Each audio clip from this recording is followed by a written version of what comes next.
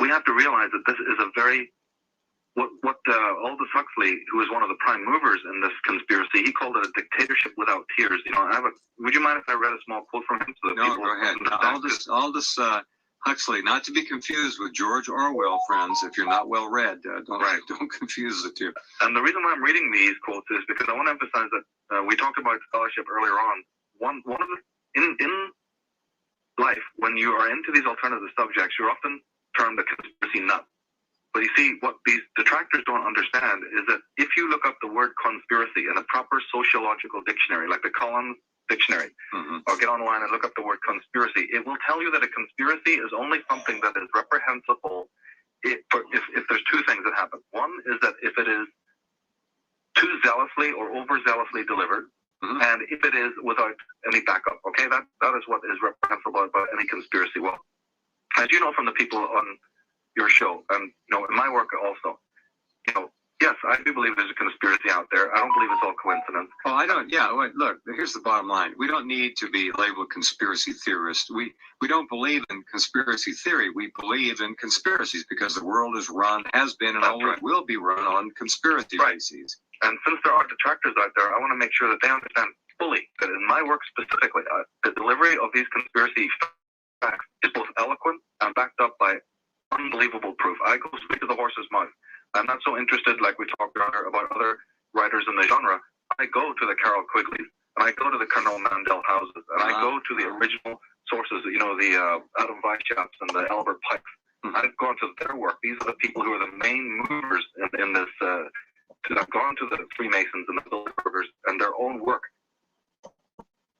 People they're not hearing anything from me. I'm not, asserting any point of view. You're never going to hear that from me. As any great researcher, you're supposed to be a conduit, which is what you're saying. Right, and here is a perfect proof. Here's Aldous Huxley in his book, A Brave New World Revisited. He says the 21st century will be the era of the world controllers. The older dictators fell because they could never supply their subjects with enough bread, enough services, enough miracles and mysteries. Under a scientific dictatorship, education will really work. Most men and women will grow up to love their servitude and will never dream of revolution. There seems to be no good reason why a thoroughly scientific dictatorship should ever be overthrown. What he's saying there is that, two things come out of this. Not only is the man admitting cold-bloodedly that there is a conspiracy, that they're working overnight to enslave the human race, the man has the utter condescension to then say, but don't worry, folks, you're going to love it. You're going to like it. We're bending over backwards not only to enslave you, please understand, we're making it a dictatorship with a smile. We're going to make it a dictatorship with tears. You're going to love it. And you're going to love us for giving it to you. And if you look around in this world today, I hate to point this out, but unfortunately, the dreams of these maniacs has actually come to pass. The worst nightmares of Marquis de Sade and George Orwell and Bertrand Russell and their whole clan are actually reality today. Thanks to the ingeniousness of these people, they were brilliant in their own way. Brilliant. And now they have unmatched technology. I suspect in the ancient past, technology of this sort was around, but they have it now. And when he talks about scientific, he's talking about technology. He's talking about, the word technology is a very interesting word in itself. It doesn't mean what a lot of people mean. These are social engineers, people who are dedicated to controlling the masses. They understand that you don't just come out of Harvard and Cornell and suddenly get the reins of government in order to be able to steer the ship of state. That's a very complex thing. There's detailed operating manuals about how you control the masses of the human race. And in my work and other researchers' work, in the work of Jordan Maxwell, David Icke, others, we're trying to draw attention to the way in which this is done, because if you think you know the answers, you won't ask the question. And we have to discover the subtle and ingenious methodologies. In my work, especially, I go very much into showing you what is the nature of these forces that control us, because we can't be free unless we're intimately aware of the kinds of psychic dictatorship that's being purveyed in our midst. Lots of quotes in your book. Yeah, because again, from the horse's mouth. You're building upon the actual work. You're not citing references and pontificating. You're doing it the right way. You're building blocks with irrefutable, incontrovertible facts. And I have a great belief. One of the reasons why I don't assert any major point of view in the book, I put these facts in front of people, they can make up their own minds, is because I have an unshattered faith in individuals' intelligence. I'm not like the school teachers and the scientists who can understand and look down at us. I believe we are more than intelligent. We are much more powerful than these controllers. We have the ability to change the future. Well, that's one of the ability big to make things. up our own mind. Exactly, and that's one of the big things that they have sought so hard to keep from us, our own power. That's what it's all about, if not disinformation. It's predicated on other people's work, which was predicated on speculation in the beginning. So, and it's just amazing. I don't know who reads these books. I don't know why people just don't cut to the chase. I've never seen anything like it. That's it. That's exactly. You got two extremes. You either have newspapers where it's written for an 8th grader of one-line sentences, which is the majority of the human race reads that rubbish, right? Or you've got the most abstract, convoluted, where's the point kind of material. You know, it's important to find the middle ground. It's hard. It's hard to. Okay, now, is the New World Order really something new? We partially answered that before, but no. What's new is that they have reared their heads, and they now are in control to the extent that they feel they have to play no more subtle games. They are doing it right. Not only hiding in the open, but they're force feeding people in the open, and people are not complaining much anymore. No, and they have expertise of many millennia. The people that we're talking about were wealthy beyond our wildest dreams in the first centuries AD. I have a lot of people coming to me and saying, you know, how could just some secret society just come in and take over, Michael? And I go, well, you know, you either haven't read the book properly or you haven't listened to what I said, because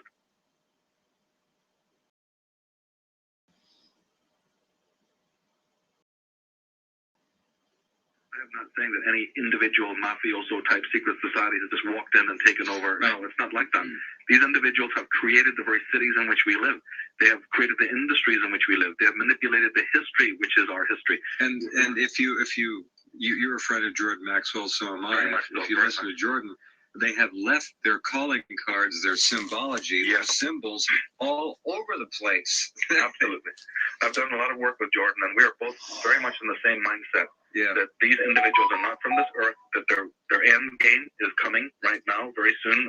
Like you were right. We won't even have to wait till 2012, which is the Maya end date. We're going to see it by 2007. The person from Middle America is going to be telling us. You see, you were talking about being sort of more negative. I understand what you mean. You know what? Excuse me, but I didn't finish my thought.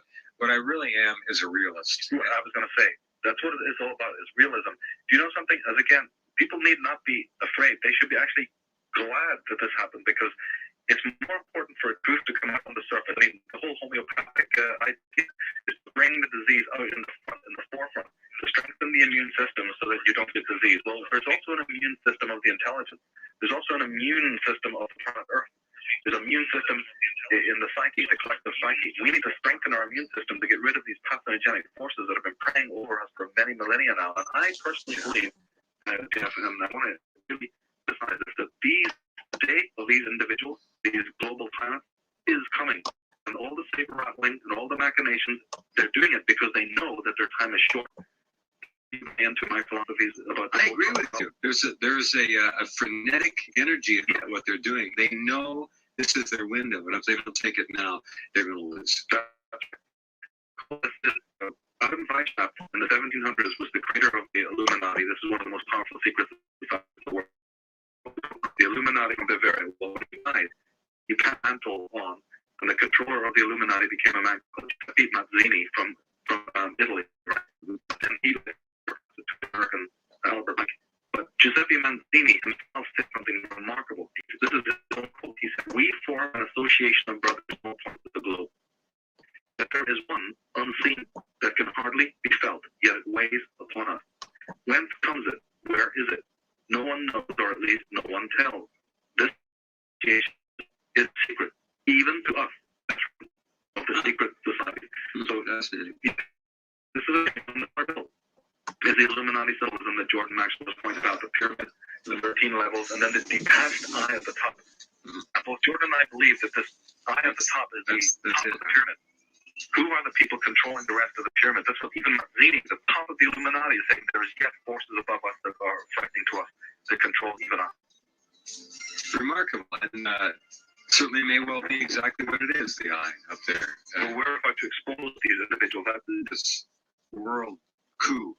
And I think then, and only then will they make their move. Otherwise, they'll make it now. I think as they build up the Olympics, we're going to have relative quiet from the Chinese. They'll be working behind the scenes, but they are brilliant tacticians. Yeah, and I think that you're a very clear channel, and people should really take heed of what you just said, because even from an astrological point of view, there are more major conjunctions and alignments in 2007 that interest me far more than even the ones coming up in 2012. So I completely agree with what you're saying. Right. And as we talked about before the break, these people are running out of time. They're making their move now. Yes, they are. And I don't think they're subvert the Chinese. I don't think they're going to subvert the Indians. I don't think they're going to subvert if Russia and Russian nationalism prevail. This world is not locked up. They're making their move, but I don't think they're going to pull it off. I don't see it. Well, they also know that there's many other subliminal reasons for invoking wars. I mean, America has bombed 250 different countries since the advent of the United Nations. So there's no question about it that they know the various benefits, not just economically, but also psychologically, in order to bleed off people's frustrations that build up over time, a lot of toxicity. They know that good war now and just like good sports and good pornography. It's a very healthy way to, an healthy way to get people to not look at who they really are, not do their real emotional homework. All misdirection, all of it. Sure, just believe in Big Daddy. Big Daddy will show you how to focus all your negative energy. And now, Michael, and it's tragic to see what our young people are growing up in a world, a virtual world, a computer world, a world of reactive existence, a world of hive, of group mentality, of groupthink. The individual is shunned. Peer pressure to keep people in line is withering. And if it doesn't work with peer pressure, you've got the worldwide pharmaceutical combine to medicate countless tens of millions of children into submission. That's right. And then just to fill the void by giving them all sorts of stupid technical bromide, cell phones and all other sorts of nonsense. Which will give brain tumors, but that's another story. Yeah, but fill the void. The most important thing is stop always to keep them what they're doing, Michael, and you know it. They're bringing these kids up now and basically addicting them to an amphetamine style of life. That's whether it's visual, whether it's audio, whether it's threat. And oppressing you, not giving you the drugs, giving you the pharmaceuticals, taking away your center, taking away your innocence. They don't teach you how to think, but they teach you fragmenting. Their whole goal is to fragment, right, and build cohesion. I made the point to the kids, and they really got it, that they're being taught what to think, not how to think. I said the difference with me standing here in front of you is I'm going to help you learn how to think, not what to think. I'm not going to point you in any directions or assert any tyrannical point of view. We're going to turn your really pointing out to people that there's a difference between the brain and the mind. There's a total difference between the brain and the mind. I get these wonderful emails, not often enough, but from people. They'll tell me, Jeff, we listen to you and we agree, and we pull the plug on the TV. We tried it for a week.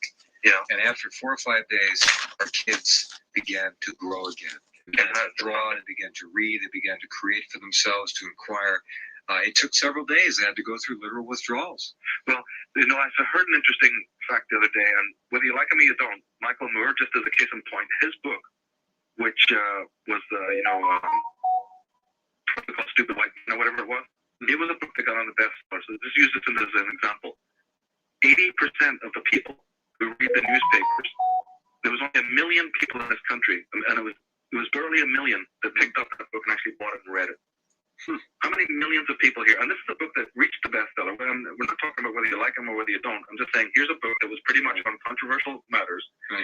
That was already on the bestseller list, had all the publicity, the media backing it. He had millions of dollars to put into it and all the rest of it. And barely 1 million people actually read the actual physical book.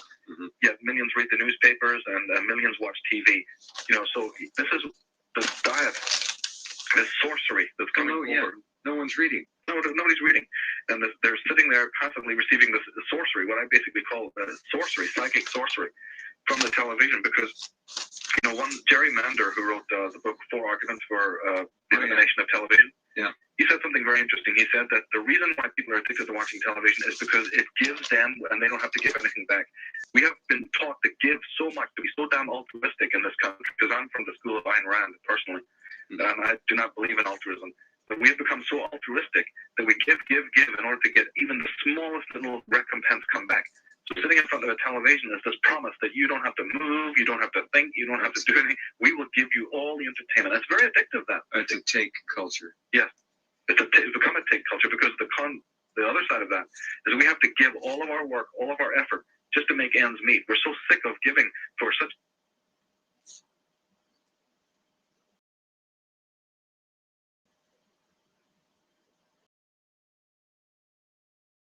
position. How could they?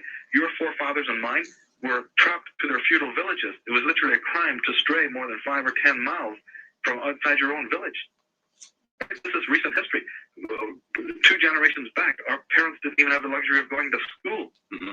My father remembers when he barely went to school in Ireland, so we are only now coming up to be any kind of real intellectually empowered opposition. But I just heard Alex Jones. He's right. The Third World War is on its way. I mean, Ariel Sharon, the president of Israel, in 2002, he said World War III is coming, whether you like it or not. The 9/11 attacks were just the beginning. Now, wait a minute. That's no conspiracy theorist. That's Ariel Sharon, the head of the Zionist factions, who are busy day and night working on this strategy and basically control the American government. Oh, basically. There's the man telling you from his horse's mouth that World War II is on its way. No, they're not. Again, they're not hiding anything. No. They are telegraphing everything they're going to do. Right. And we're just so dumbed down. Yeah. I don't know what's wrong with people. They're so desensitized. They can't figure it out, and they don't. Look, it's too easy. The history of Michael Cremo, The Hidden History of the Human Race, one of the great titles of any book ever. The Hidden History of the Human Race is so enormous. It is so absolutely fantastic that most people would just dismiss it. They couldn't handle it. Well, can I tell you something very interesting? Yeah, we have about a minute. We have a minute. Well, it's hard to get into, but remember we were talking about whether the real original Nephilim are alive or not? Yes. Or whether it was their bloodline? The end of my work shows that the reason it's precipitating the end game is because, in fact, the tombs of some of these individuals, these ancient beings, are in Iraq and in Babylon. And there's a program to disinter some of these ancient beings and reawaken them genetically. I've heard there are things going on there that have to do with our ancient past. Right. I don't know specific knowledge what it is, but there are other things at play there. Right. And we're going to be seeing something very interesting happening, which has a lot to do with prophecy. In the book and in the DVDs, I go into this. People can contact me if they need any more information. At taroscopes.com or atlantisbook.com. And again, the book Atlantis, Alien Visitation and Genetic Manipulation, only available through Michael's website at taroscopes.com. Thank you, Michael, for being here. Thank you for bringing back great classical, honest research.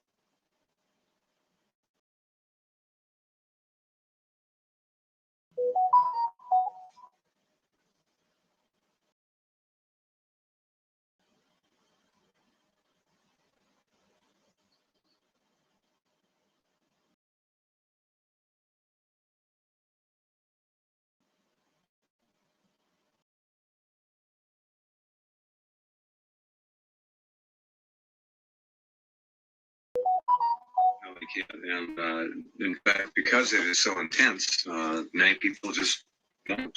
They can't do it. It's too much for them. And that's okay. The book is Atlantis, Alien Visitation and Genetic Manipulation. And we are, of course, playing God now with genes, playing with genes. And I don't know where it's going to end, but probably not in a very good place because of the propensity for humankind to do whatever it can do, right or wrong. If they can do it, they're going to do it. It's a very dicey and dangerous situation we're in now. But this is not new. Genetic manipulation apparently has been around for a long time. We just weren't the ones doing it. That's the bottom line. If I can, before we start on the book, a lot of people, and I really think we should honor this now in just a couple of minutes, Immanuel Velikovsky.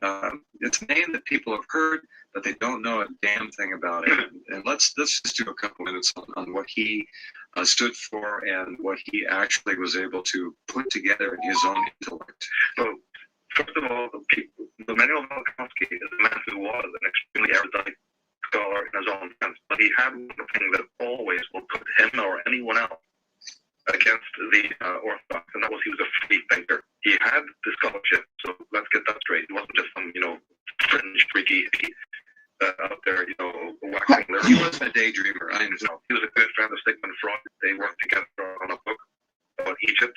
But Velikovsky was a remarkable individual who did not just buy into what the Orthodox individuals have been saying about cosmic catastrophe. So Immanuel Velikovsky wrote about our solar system. He was an expert on the solar system. He knew that the planet Venus would be found to be the only planet in our system that would go on the anti-clockwise axis, which it was found that it does.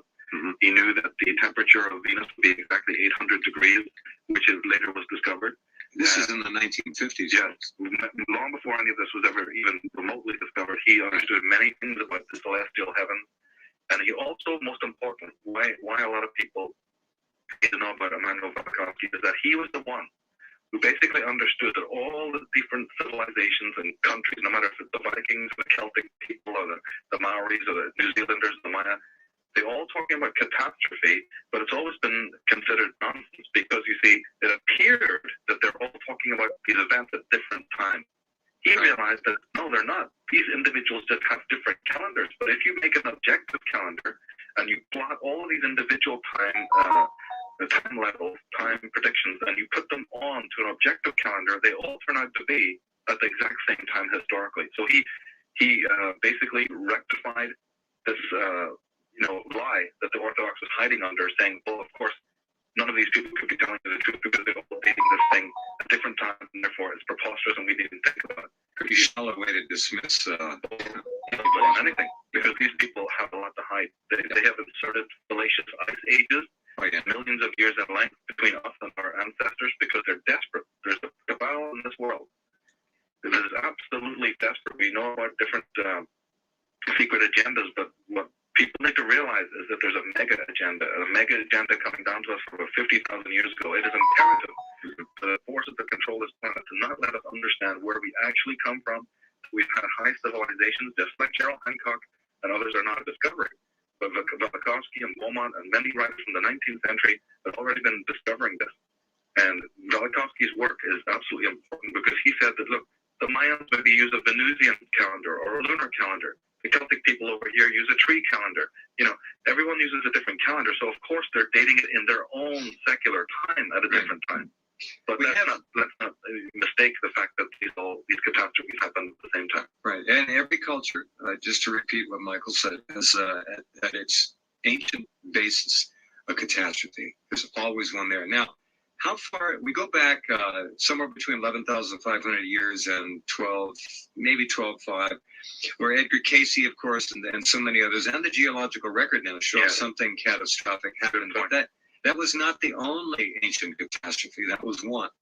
Now, in my book, and that's exactly right, there are two catastrophes. Of course, in the millions of years our planet has been here, there's always you can't refute that. There has been a lot of travesties and upheavals, but the two that very much affected or influenced our actual history are very recent in time. In history, they're very, very recent. And one was the famous deluge, but that happened about 50,000 years ago. Mm-hmm. And then there was a polar shift, a polar axial shift that was happening about 13,500 years ago. And what your audience needs to understand is what we've discovered, and I talk about extensively, is that the science is now in to prove that Atlantis existed. And Atlantis comes from Orthodox official science from Oxford and Cambridge University and from MIT to prove that not only Atlantis existed, but with cataclysms in the very recent past, and there was this polar shift that sank the continents of the ancient world. Indeed. All right. Back in just a couple minutes, we'll continue our excellent conversation with Michael Tsarian. His book, Atlantis, Alien Visitation and Genetic Manipulation, is available. Just click on his name and take a look at his beautiful website. It's loaded, and we will continue. Kind of starts out and sums it up. During the next 10 years, the human race is destined to finally discover the facts about its true origin and its destiny. And they come far quicker than 10 years, Michael, but I think you're right. We are literally teetering on the edge of so many of these old paradigms of obfuscation, lies, and deceit and distortion falling apart. The internet's playing a role in it, but there's a great awakening among people who are interested in that kind of thing. This is what happens, I saw it in Belfast. The idea is that sometimes people need a good kick up the you-know-where in order to get back to the original principles that undergird our societies. We step away from that. We're going to go through I'm afraid a lot of very deadly and disastrous times before we get there. But that's all right. See, what we have to understand that the people of the That's light the normal the cycle. fear. Right. No, that's true. That's a normal cycle. It's a normal cycle. I'm so glad to hear you say that because I keep, when I do talk, people will come over to me and go, I'm very solution oriented. I don't ever stop without giving major solutions, but still you have people who are in fear.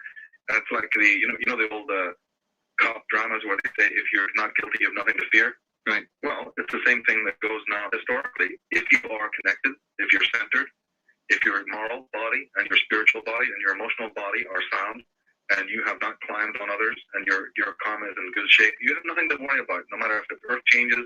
Because again, you see, there's a whole culture out there in the media to create a paranoid society. We have a situation out in the world in which they're desperate to have us fearing everything. All you hear about identity theft and germs in our houses and coming epidemics and oh my God, terrorists under the bed and food is impure and weather patterns are getting distorted and people just shiver under the bed without realizing, hang on a minute, this is all disseminated for a purpose in order to get you to be in paranoia, to fear, to be begging government to save your ass. We don't understand that a lot of this is totally unreal. And all delivered, all injected. The masses are being inoculated with all this crap by television. It's a diet. It's a drip feed diet. David Icke calls the television the hypnotist in the corner. And he's so right. It's a situation in which we are being drip fed. I mean, we have to realize that this is a very Aldous Huxley, who was one of the prime movers in this conspiracy, he called it a dictatorship without tears. Would you mind if I read a small quote from him? No, go ahead. Aldous Huxley, not to be confused with George Orwell, friends. If you're not well read, don't confuse the two. And the reason why I'm reading these quotes is because I want to emphasize that we talked about scholarship earlier on. One of the in life, when you are into these alternative subjects, you're often termed a conspiracy nut. But you see, what these detractors don't understand is that if you look up the word conspiracy in a proper sociological dictionary, like the Collins Dictionary, or get online and look up the word conspiracy, it will tell you that a conspiracy is only something that is reprehensible if there's two things. One is that if it is too zealously or overzealously delivered, and if it is without any backup. Okay, that is what is reprehensible about it. So his book is on Amazon, dated, published 1st of January 2006. Publisher Angels at Work Publishing. Michael Harrison is an Irish author and public speaker, author of many titles. Atlantis Alien, The Visitation of Genetic Manipulation. Trees of Life, Spacing Out Holy Description. Quite a lot, actually.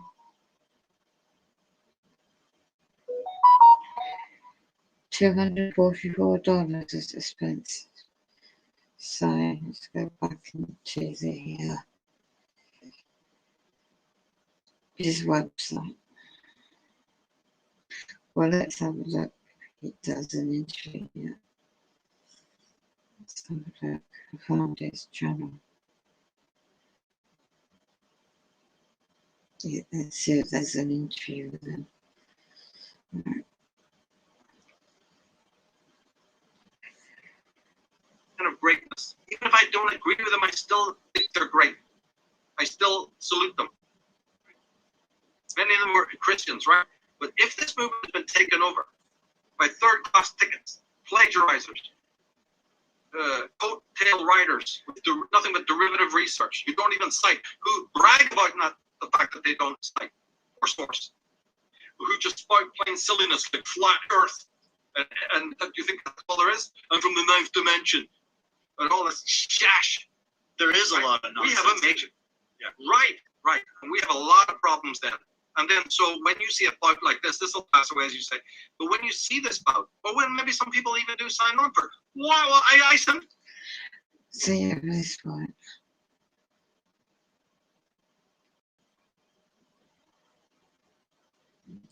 That's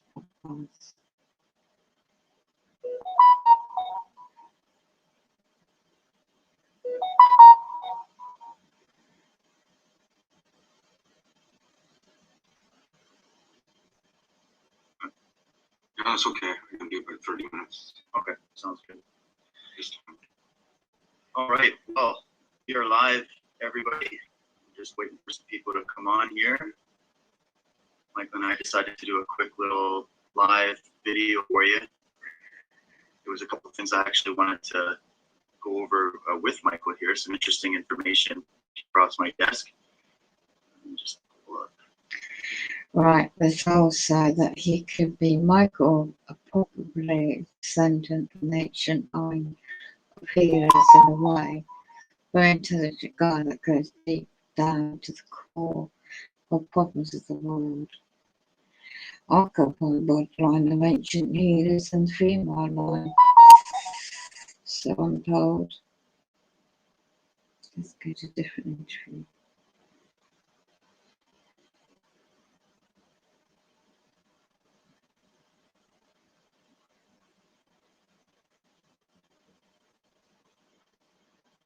Okay.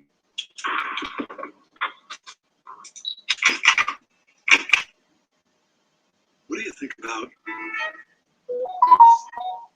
what does it have to do with the extended consciousness stuff that I'm always talking about? Very spiritual sounding, dogmatic kind of stuff, but at the very least, consciousness survives after bodily death, and consciousness seems to occupy many different life forms during its existence. Isn't that fundamental to some of these questions that we're talking about in terms of who we really are? Yes, it is.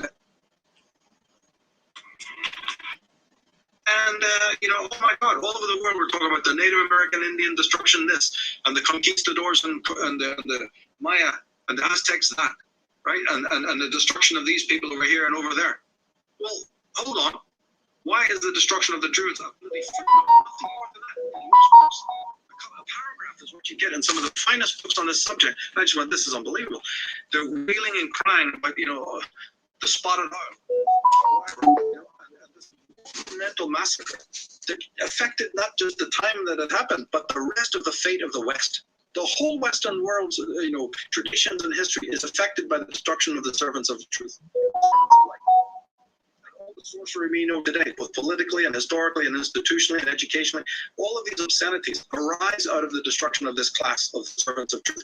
And that's a footnote in most people's book. A genocide of unimaginable proportions, and you're wondering about some Timbuktu, a catastrophe that took place, and not this. That's unacceptable to me. So my Irish blood did really get up with that, and I said, no way am I going to allow that. So it's not just a question that there was omissions or mistakes made.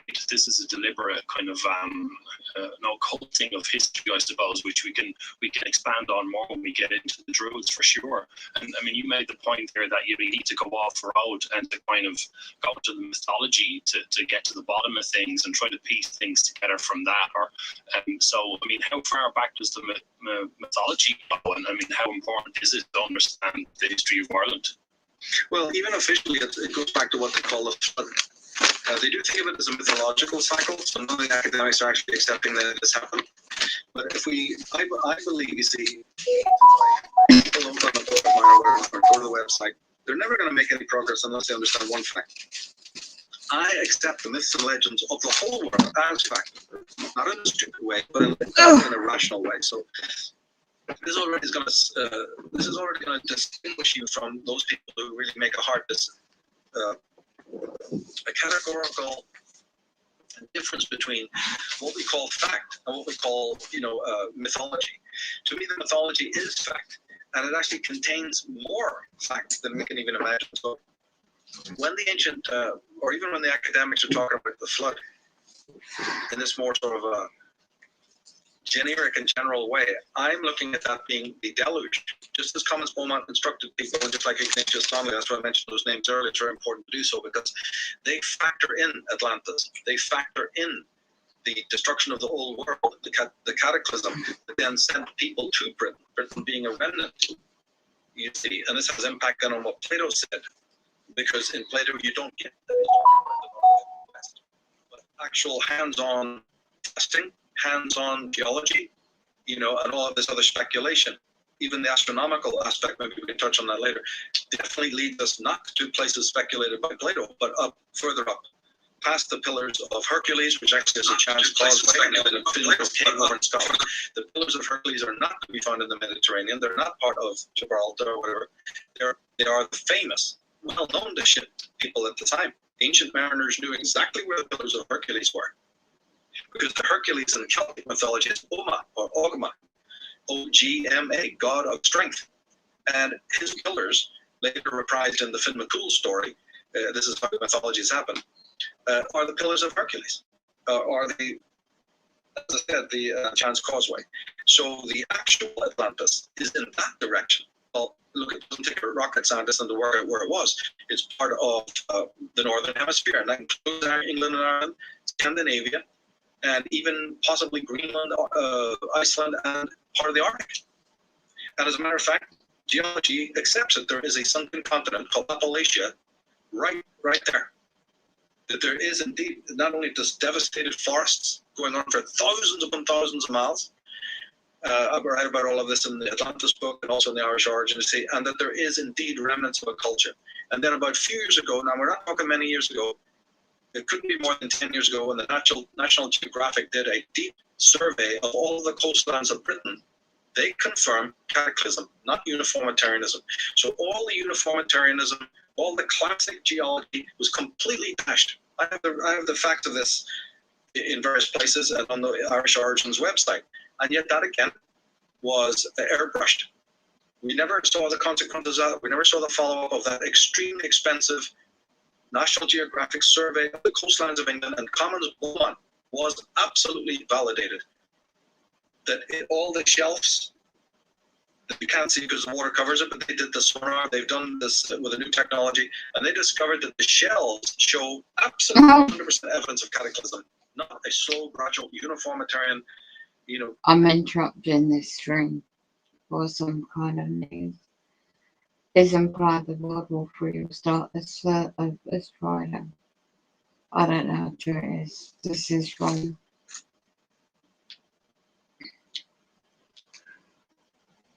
Canadian Prepper, total minutes ago.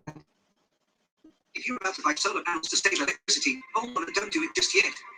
Especially if you live in one of these regions of the UK. It's the worst decision you could make right now for your home. You may not know this.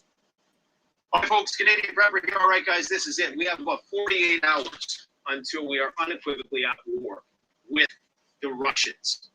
Now, 32 chiefs of defense from all the NATO states, including Finland and Sweden, who are not NATO members yet, but this is foreshadowing, of course, are going to be converging on U.S. Ramstein Air Base on January 20th to talk about how they are going to fight the Russians. Guys, this is big. In the same week, we have two other meetings. We have a meeting with the top dog in the U.S. military, not the top dog, but next to Lloyd Austin is Mark Milley, okay, head of the Joint Chiefs of Staff, meeting with the commander of the Ukrainian Armed Forces, Zaluzny, on the border of Poland and Ukraine at a secret location. That meeting is transpiring as we speak. This is something that hasn't happened before.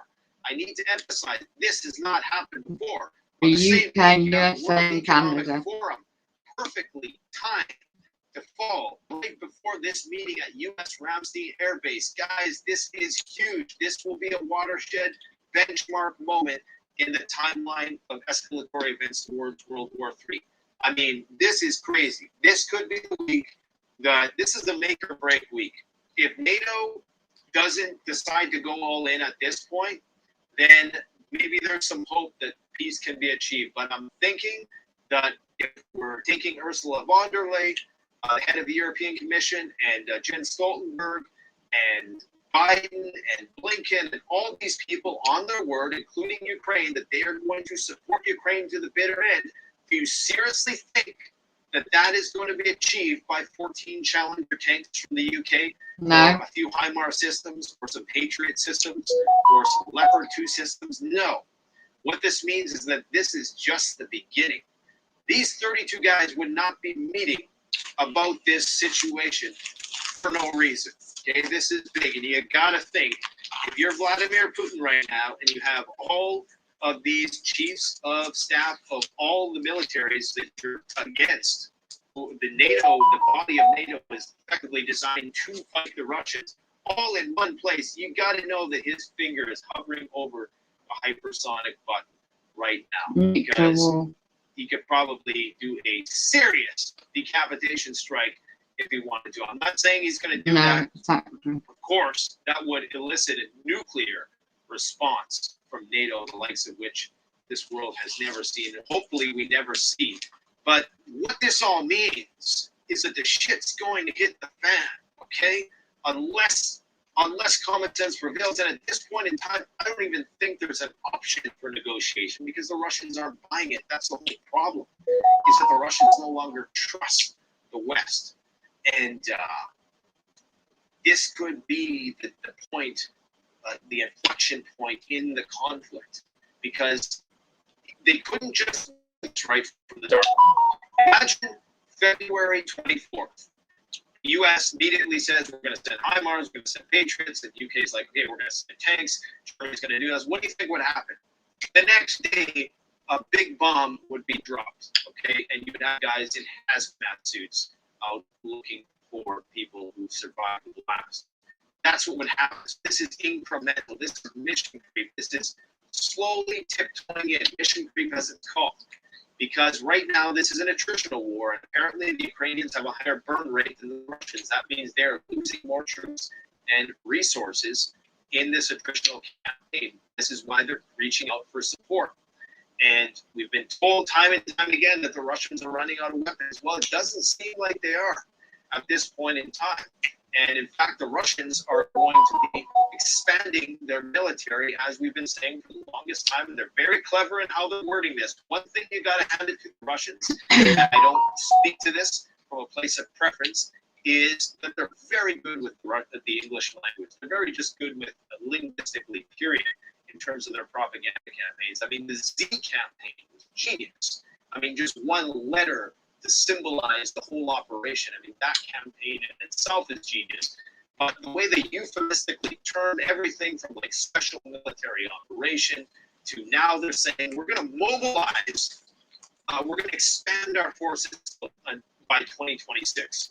What they probably aren't saying is that 99% of that is going to come in the next 6 months. And maybe that extra Global NATO Defence Contract Group Summit is only the beginning. Now, we got a lot of stuff to talk about today. If you don't think that we're in a hot war with the Russians, leave it to our Davos correspondent. I talked about Davos, didn't I? The 3 meetings happening this week, the World Economic Forum at Davos, the meeting with Milley and Zaluzny on the Ukrainian border, and these 32 chiefs of staff meeting in Ramstein Air Base. This is a week for the World War III ages. Now, let's hear what Ian Bremmer, correspondent in Davos, has to say via Yahoo Finance, okay? This is important. If you don't think that we're in a hot war, this is what all of the heads of state want to say but can't say, because if they said it, shit would change real fast. Listen to this. What we have to understand is 30 years of peace dividend. The Europeans have been from it's over. And we're not a Cold War with Russia. We're not a hot war with Russia. We're fighting by proxy in Ukraine. But Russia's ability to use disinformation, to engage in cyber attacks against critical infrastructure, to blow up pipelines or fiber, to have proxy engagement and terrorism on the ground in NATO, those are now active threats that Europeans principally are going to have to defend themselves against. That is absolutely underpriced in the market. Underpriced in the market. Yeah, tell me about it. Principally Europeans. Now, the reason why what he just said is so important, number one, he basically confessed, and you don't get to where he is by not being in the know, okay? He basically confessed that we're at war, we're at a proxy war with the Russians. It's not really a proxy war because we're fighting the Russians. It would be a proxy war if it was a proxy war since 2014. A proxy war is when you have 2 armies that are supporting 2 groups that are fighting with one each other. At least that's how I would That's how I would properly term a proxy war. We are literally fighting the Russians. Okay, there's a big difference there. This is not like Afghanistan or something like that. This is not Vietnam where we're fighting the Chinese by proxy. No, we're fighting the Russians, and that is very dangerous for obvious nuclear reasons. But the other thing he said was the possibility for cyber attack. That has been the going theme of Davos. If you haven't seen our many videos that we've done on cyber attack and the prospect for a major catastrophic cyber attack that would compromise one of the 12 areas of critical infrastructure that act as cornerstones of our society, then you better go and check those videos out. Because right now, the World Economic Forum has, in all of their intellectual splendor, have come to the conclusion, we're skipping ahead a little bit here, that a catastrophic cyber attack is very likely in the next 2 years. When I say very likely, we're talking about 93%. Okay, 93% of their experts, the 300 experts, claim that cyber attack, we're talking about a catastrophic. That word catastrophic is not a word that you use. Nothing. That is suggesting that we're likely going to see something compromised in our critical infrastructure. I speculated yesterday. I did the tinfoil hat video. It was late at night. I was feeling kind of zany, so I released that cut that suggested maybe this is how they're going to prevent bank runs in the future. They're going to say, oh, cyber attacks, sorry, you can't take out your money. There's problems with banks.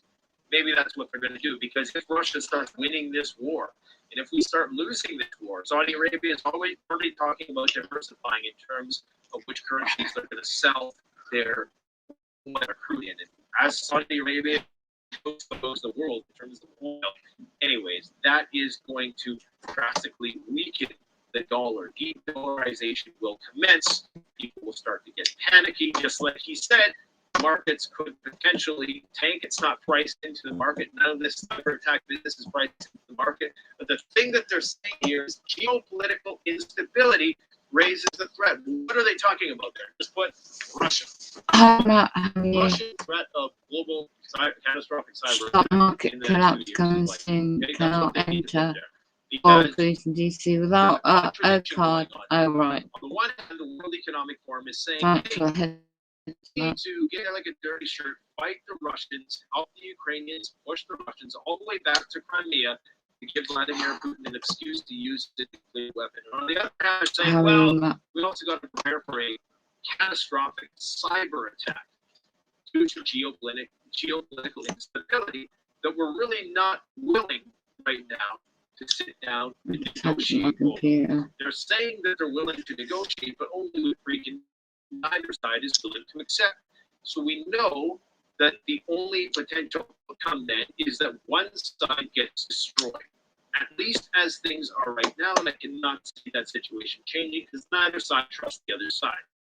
Lavrov already came out today and he said it's over. I mean, it's literally over.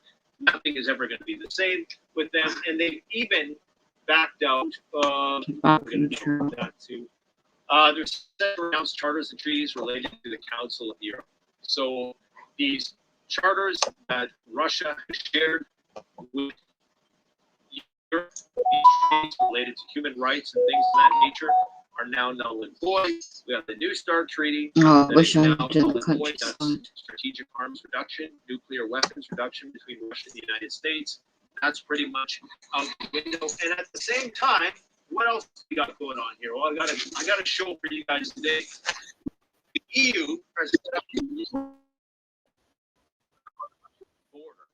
What great place to put a nuclear stockpile. Is this arbiter of what's to come? The egg is gonna bust, yeah. Reserved for atomic and chemical emergency response equipment. Now, what I kind of found funny, and they're saying that what this is going to be is it's going to be if there's a nuclear incident anywhere, it's going to this resource is going to be distributed from that central spot. Now, why they put it in Finland, God only knows. One thing I found kind of amusing is that they say These supplies will include critical medical countermeasures. And remember, this is for the purpose of chemical and nuclear instincts primarily, although they have biological in there as a footnote. This is going to include vaccines and antivirals, because when your skin's on fire and you're puking your guts out from acute radiation sickness, the first thing you need is your fourth booster. I just found that.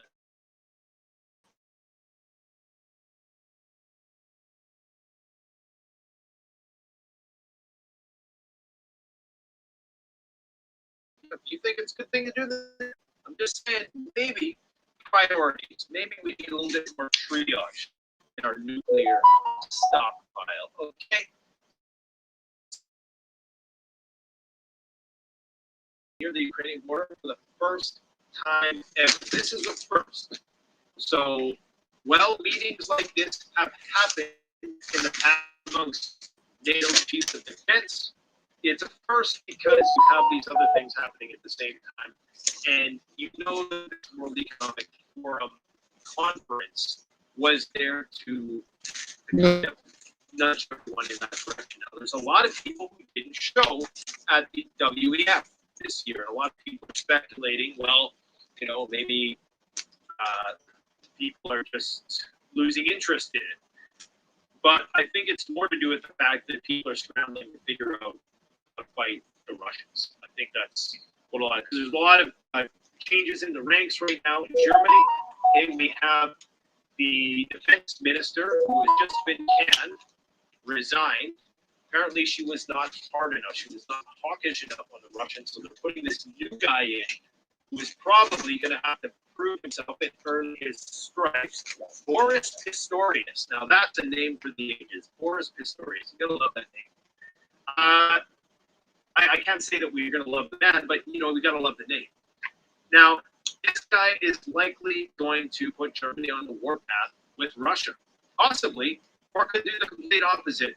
But it's starting to look like that's what's about to happen here, okay? You're having this meeting in Ramstein Air Force Base. The U.S. is sending their top guy to talk to the Ukrainians. What are they talking about? Are they saying, hey, it's time to fold it, it's time to pack it in, it's time to make some concessions? Or do you think they're going to say it's time to win? Now, if they're saying it's time to win, then they're saying that nuclear war is on the horizon. And we're going to get to that in just a minute. According to Ursula von der Leyen, West should supply Ukraine with weapons it needs and can handle. Emphasis on that. That's a prudent thing to say, because you don't want to be just sending everything in there willy-nilly, just this mishmash of stuff. And of course, what this means, guys, is there's going to be a whole lot of mercs, a whole lot more mercs, okay, who are not speaking Ukrainian, put it that way. And there's plenty of videos surfacing of non-Ukrainian speakers fighting on the ground. What else is new? Okay, let's see what Chrystia Freeland, our Deputy Prime Minister, has to say about the situation. She's going to tell us the one thing that we can do as leaders of finance for our country. It's the one thing that we can do to make the world a better place. Okay, get a load of this. Yeah.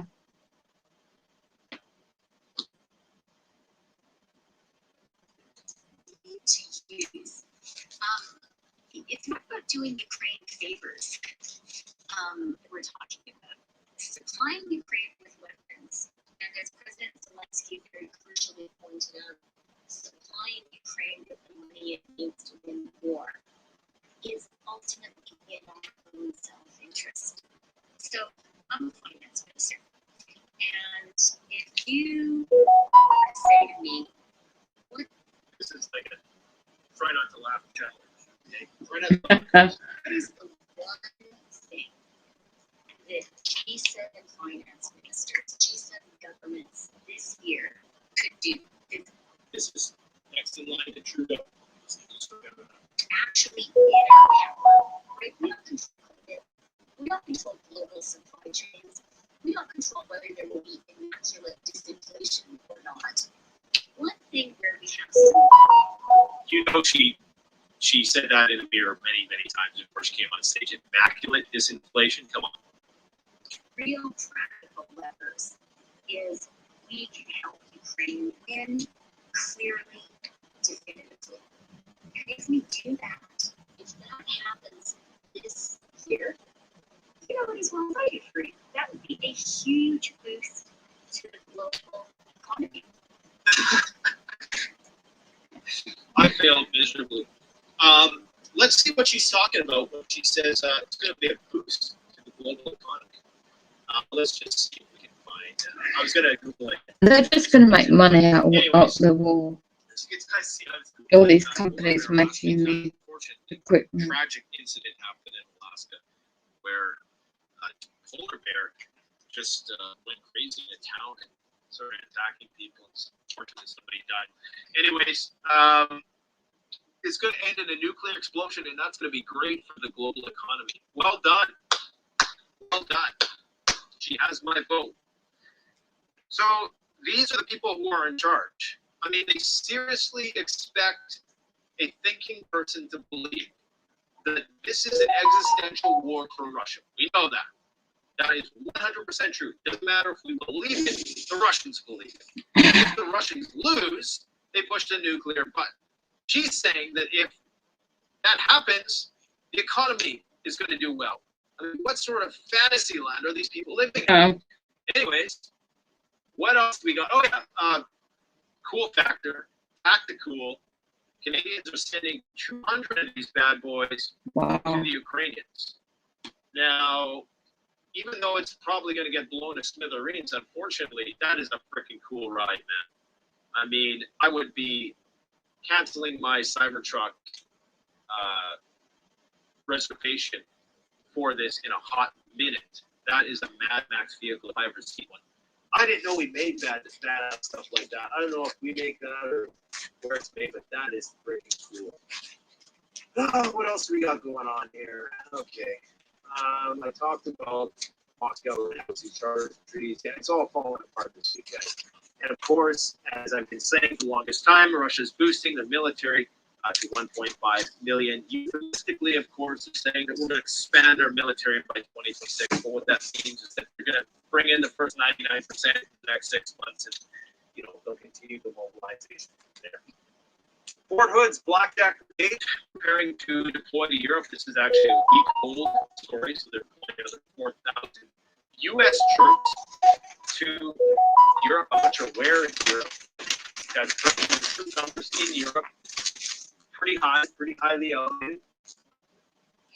And I think, have I talked about the catastrophic cyber attack in the next 2 years? So we know that 93% of Davos experts, these 300 experts, have determined that the risk of a catastrophic cyber attack in the next 2 years is very likely.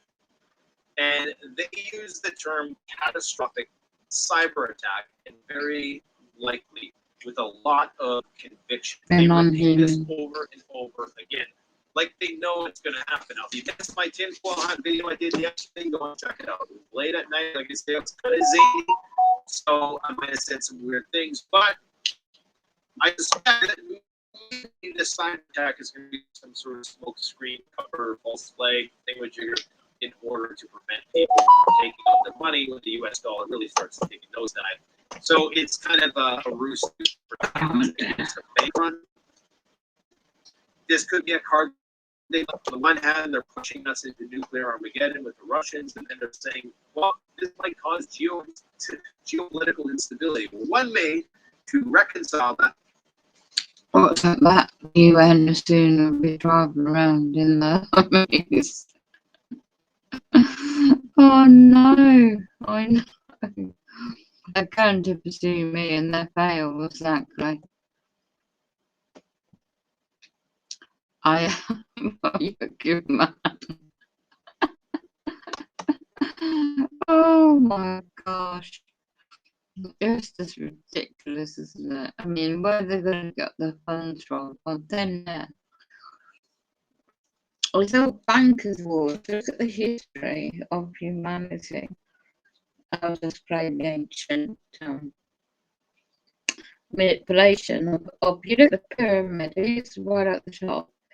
It's a demonic world, isn't it? They just want all the film market. This channel's very good for prepping, Canadian prepper, and his research. But I mean, I knew UK would get involved. Yeah, they just can't miss an opportunity. So if you look at history, First World War, the Second World War, even before that, the history of Columbia's and conquering of America. I mean, 1700s, for example, or 1600s, even back further in history. All this is nothing new. I've always been trying to make profit out of conquering people's countries and conflict, and innocent people getting caught in between it all, regardless of their, situation. I don't care. The bloodline families for so long, and that's what I started this podcast with, was covering about ancient technology from ancient Egypt. And these couple of podcasts I found earlier matches up the website I found, and it goes into evidence of from the world get-goes and non-human entities sensitive and manipulating with human DNA for so long. And then it just all ties into where we are now in the world, this time we're living in. And then you look into the book, the Bible, you've got Rooms of Wars, and you've got the Woundwood, Planet X Hebrew, which I've uploaded a video of what I saw on the live accounts, It's 2 something in the morning here, so I've got to sleep in a minute. I never ever sleep in the day, ever. And you got the solar magnetic field, solar rays impacting us. Massive ones coming through throughout on today, England time, I suppose, into Saturday. So that's going to mess about with the weather again and affect, I'm not too sure how it affects the earth per se. I'm not an expert in that science, but there's a guy that runs Israel News Live YouTube channel. He's just got live explaining it, and other people do too. So yeah, it's all happening, isn't it? And what they need to do, these non-human entities, mess about human DNA, is like get you in fear, keeping the lower vibrations.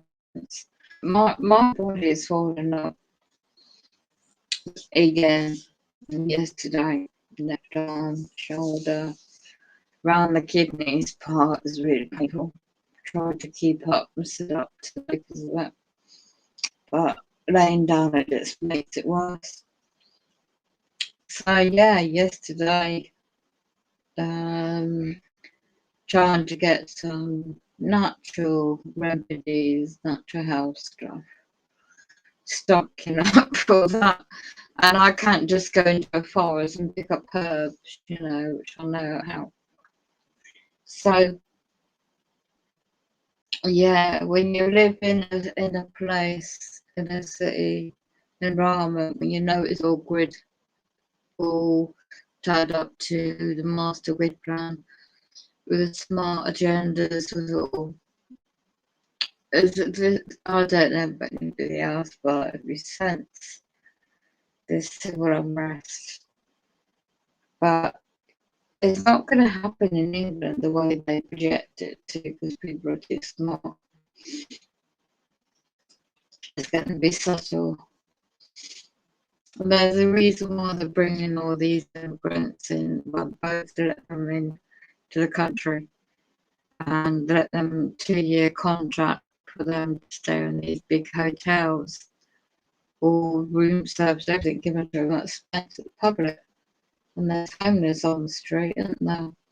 It's not just in England though, but there's homeless on the street. Disabled people are already discriminated against. They lost those cases in the courts of London, highlighting issues reference to that, a different subject, and they lost their case who took it to court.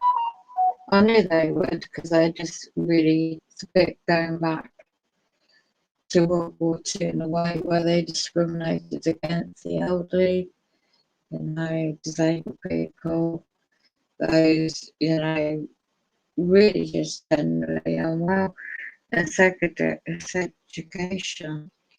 But that is nothing new when you look at back in the history of life. Look what they did to slave trade. And what was all that about? Invading those islands, the native islands, all those years ago, and enslaving the natives just for what? Profit. So there's nothing really learned from the past mistakes of these globalist bloodline families who, throughout their own offsprings, throughout the centuries and times to date, has not changed anything, it's just made it worse. So that's where the spirituality point comes in. And that's on a couple of websites I investigated earlier, found the evidence. And it all links back to the original of the creation of Mother Earth. And we, the humans, the life itself, without all the corruption, And how did it all start? So when you suss out that, you come to your own conclusions about all the conspiracy theory out there.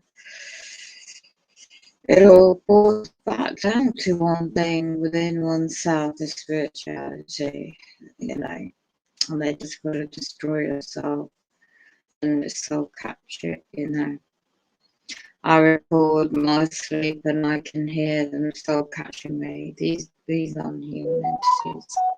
And I can hear that tonight it's ringing the ears. It's not tonight, it's just, I know now. So many people for so long, interventional technologies, it's the 1950s, well even before that, Tesla technology, but more obvious patterns and documents available to research. They've been after the brain. If they can't get into your soul, they're going after your personal body. They're going to get after your, your genetics and brain. They're hacking into the frequencies of the ears. But with advanced technology, it's just going to kill off Mother Nature even more. So yeah, I wouldn't go for the fear mongering. I don't do that. Just show some facts. So I'll just finish up with this audio interview, just a couple of minutes of it, and then I'll share this subject with the spirit. I literally got damage to my body, so it's difficult to move, and I'll get very tired quite quickly. The radiation is strong, and so they've got to see me, so let me just sidetrack for a minute. You're gonna keep me awake.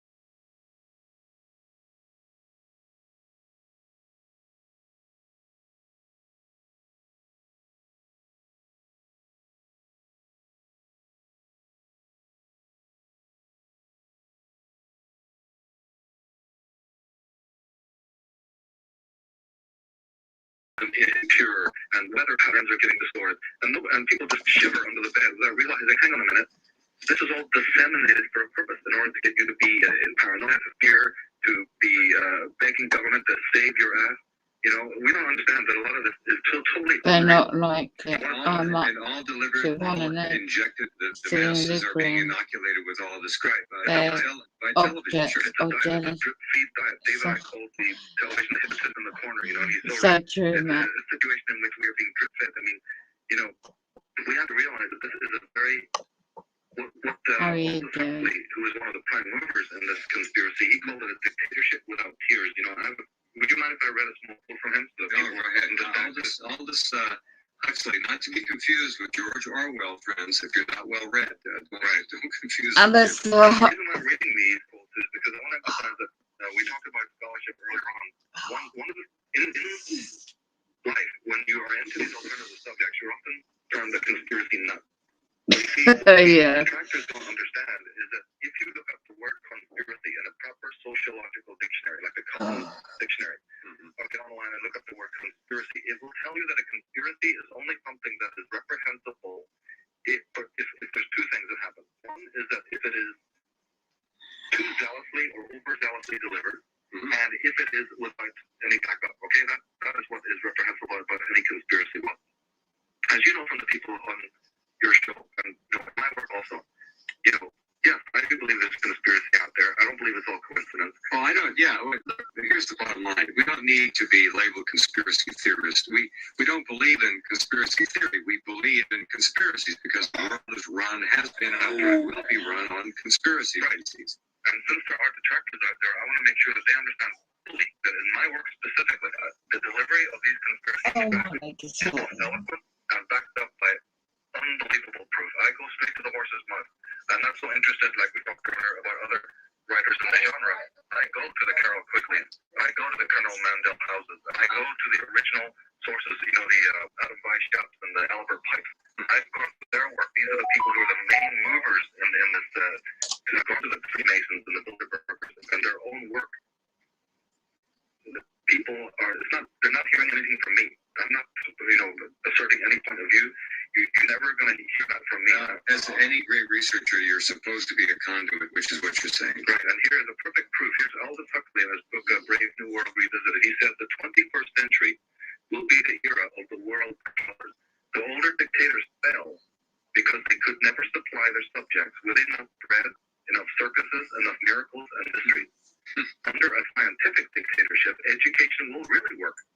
Most men and women will grow up to love their servitude and will never dream of revolution. There seems to be no good reason why a thoroughly scientific dictatorship should ever be overthrown.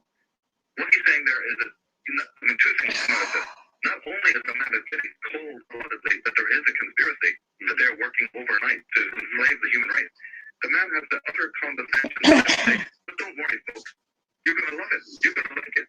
You're bending over backwards not only to enslave it's going to be kind of exciting to be released from Babylon. Oh, yes. Oh, yes, I've been to that. Oh, yes, Mark. And if you look around the world today, you know, and I hate to point this out, but unfortunately, the dreams of these maniacs has actually come to pass. The worst nightmares of Marquis de Sade and their whole Friday are actually reality today. Thanks to the ingeniousness of these people, they were brilliant in their work. And now they have unmatched technology. I suspect in the ancient past, technology of this sort was wrong, but they have it now. And when he talks about scientific, he's talking about technology. He's talking about, you see, the word technology is a very interesting word in itself. It doesn't mean what a lot of people mean.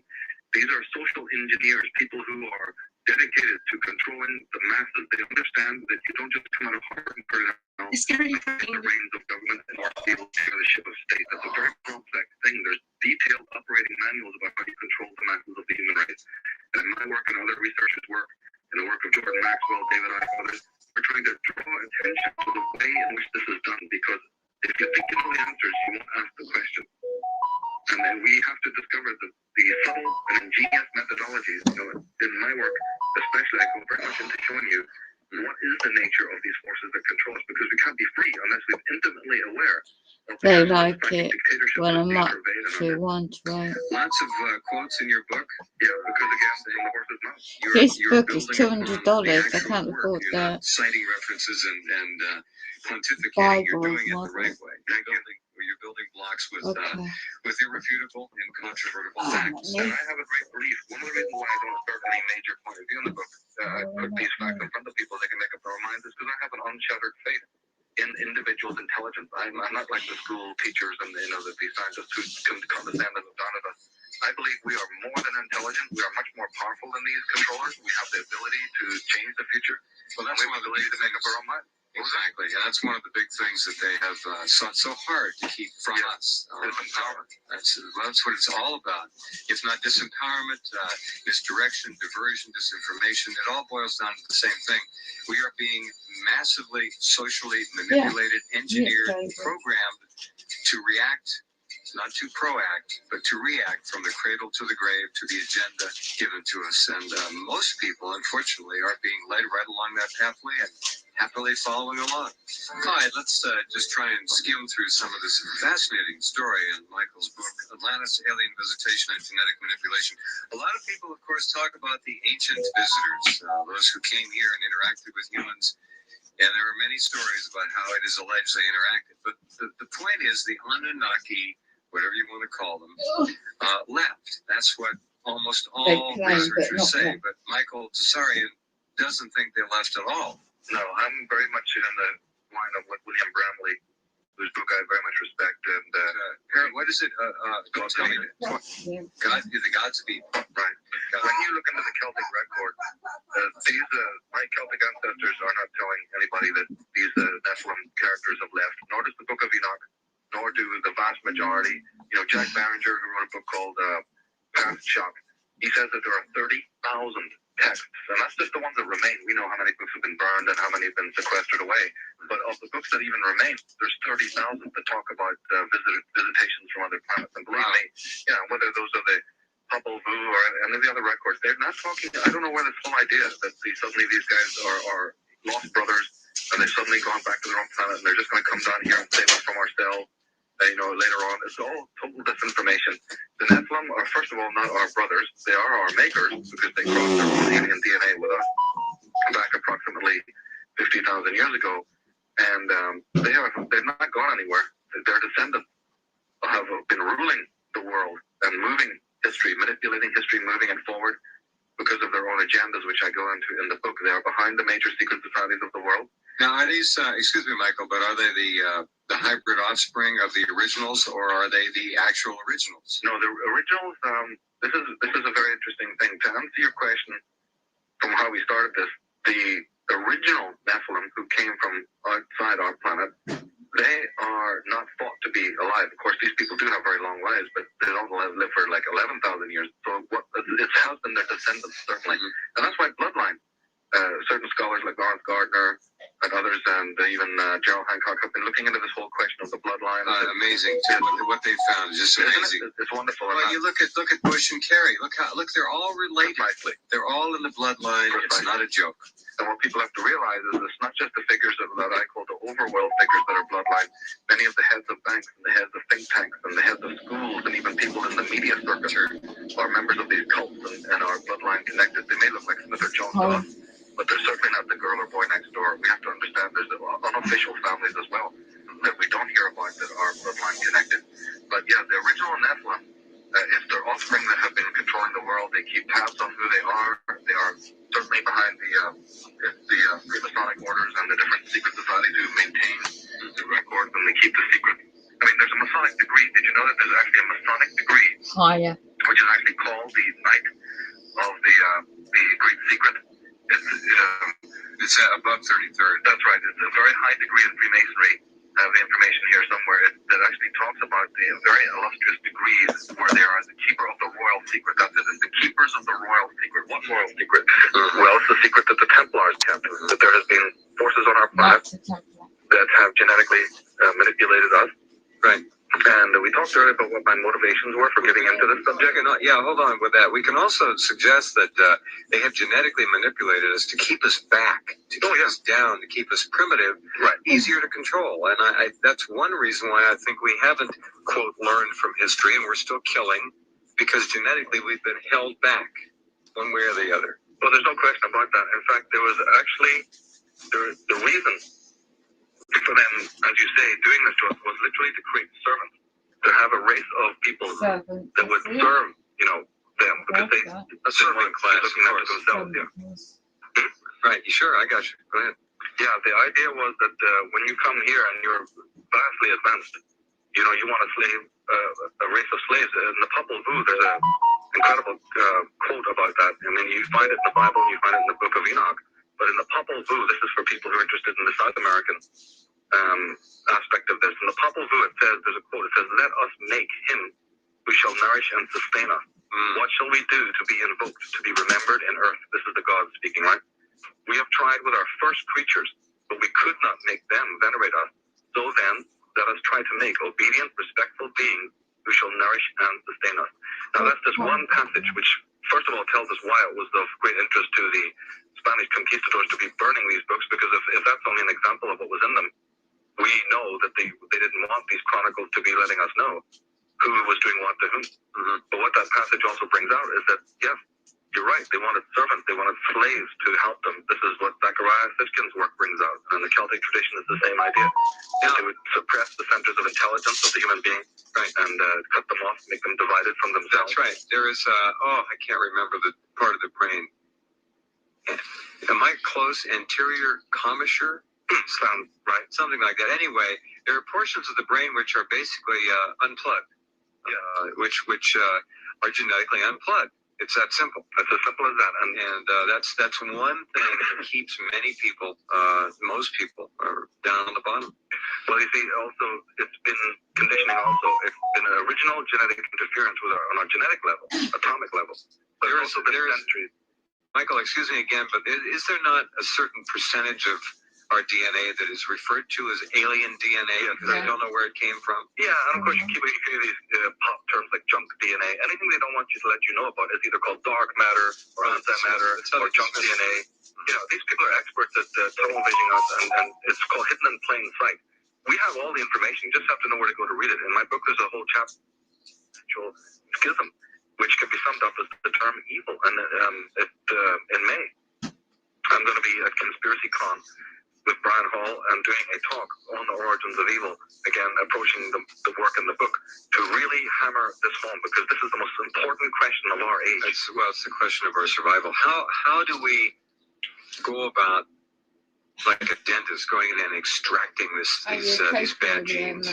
Well, you see, long ago, they were already, one of the pieces of disinformation exists. See, this hybridization program happened on Atlantis, and when people rebelled against the warlocks of Atlantis, they moved to Lemuria, which was another famous continent that existed at that time, and they set up a high culture, high civilization, and on that civilization, before it was drowned under the waves, they did try to breed out a particular proclivity, but of course that program was defeated because the world suffered a whole shift. Another name for that is eugenics, isn't it? Yes, it is.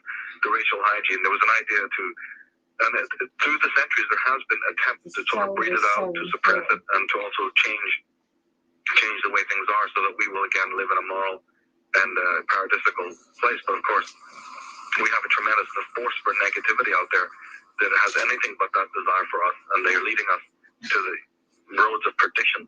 They've not only tampered with our DNA. I mean, we're talking about legal sovereignty being broken and state sovereignty being demolished, which is one of the greatest crimes that we can imagine.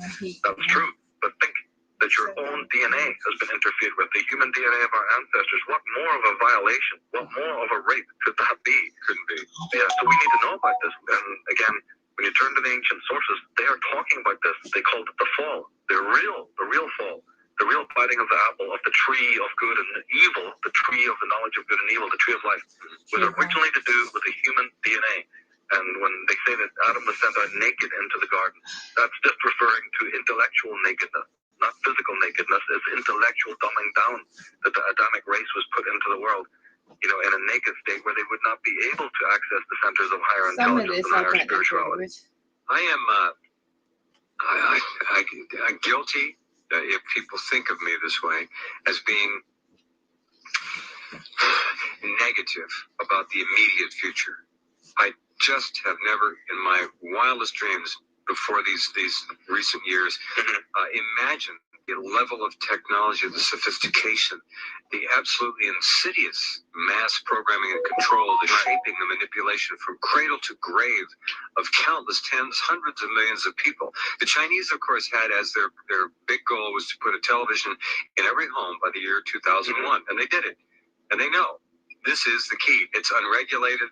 There are things embedded in the audio and video images and sounds coming out of television, which are not only brain and training, but they're brain training. And that they don't get the brain to follow along. They are instructing the brain. It's brilliant. It's enjoyment. Beyond brilliant. And they don't have to do anything. People stare at the damn television and they're being programmed and trained all the time. This isn't Hitler or any other past demagogue using the media, the radio, and live rallies. This is massive, 24 hours a day. And we turn to it because we're impoverished inside. They've had a drip feed. They've taken away our soul. They've instilled in us such an emptiness And of given voice. us a remote control with 500 channels. That's it. And of course, we need to receive. Now, I have a DVD that is coming out, part of a 6-DVD series that I'm doing, and one of them is called The Subversive Use of Sacred Symbolism in the Media. And I have to do, I have a whole thing on this. It's 8 hours long, talking specifically about what you're talking about and how the Magi, the old sorcery, the old voodoo, is not dead and gone. We have silicon sorcerers and ivory tower witch doctors. And where does the word media come from? We're going to the whole occult origins of this.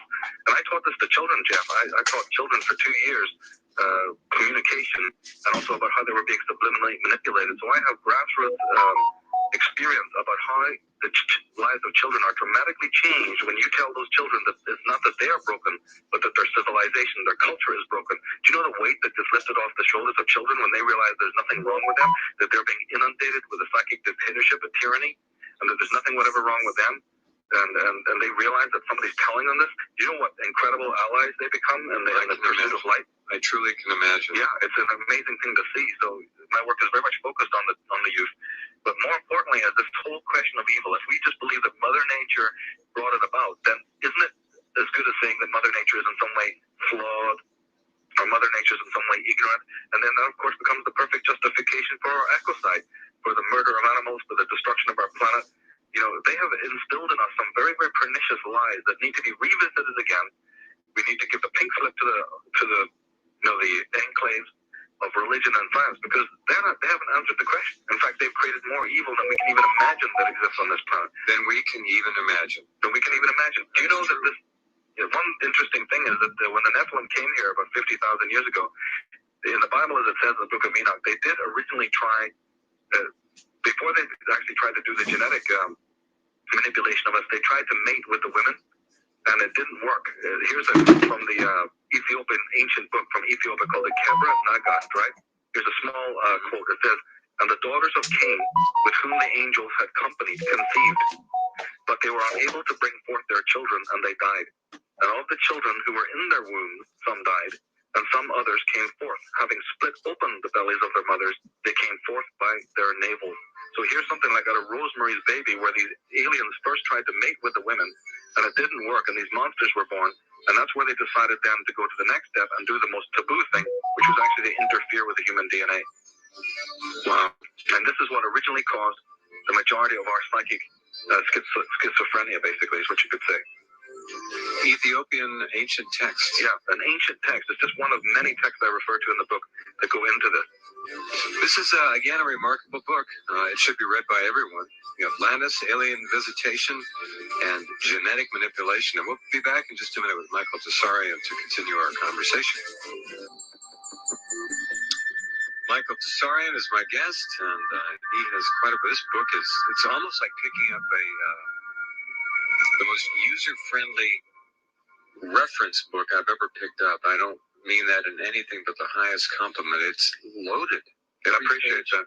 You're welcome. Every page you open, literally, it's one of those books that I could open any page and start reading and be, if not interested, fascinated. Well, I have put 3 decades of work into it, and the reason is because I'm not just a person who's interested in ancient history. Yes, I have that interest, and I'm interested, I was interested first in my own Celtic ancestry and all of that. Yeah, sure, it's an interest, but the main motive for me to put this work was a deep and abiding interest in what we as the human race are going through now. Let there be no mistake about this.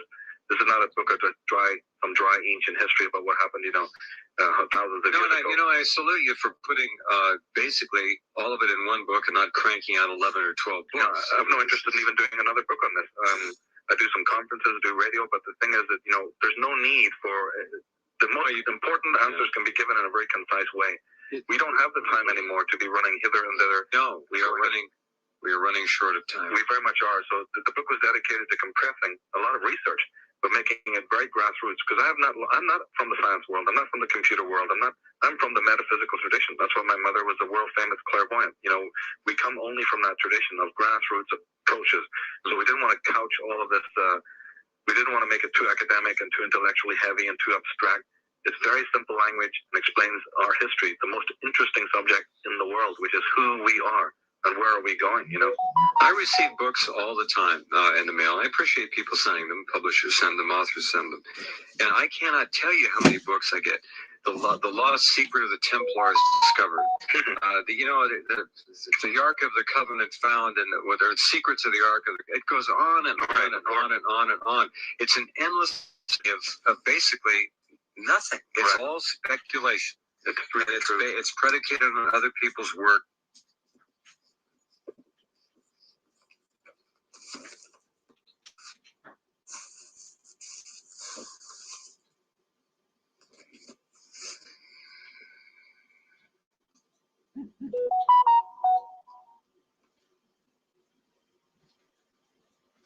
That's interesting time. Audio stuff.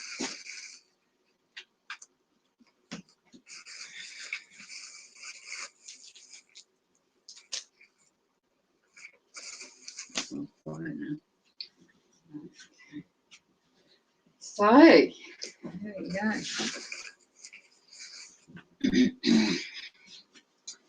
Knight to Templar, that audio is just covering. I'm going to put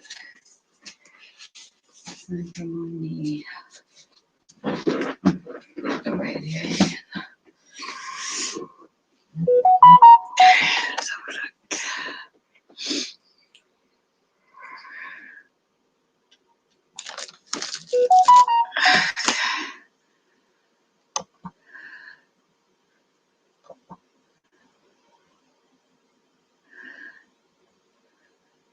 So,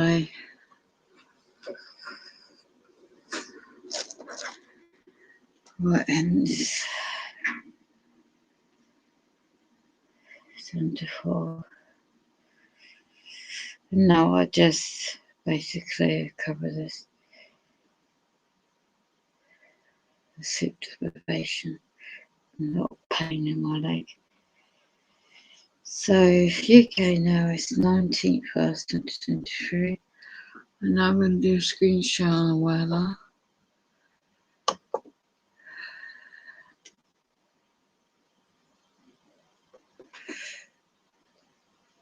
Yeah, they tried to hack me, didn't they? So, Sony. So I'm going to have to try it now. Just leave this on if it doesn't get hacked. To show this gentleman. I'm getting tortured at the moment with the frequencies in my body. And there's strange demonic entities that are in and out of this block. So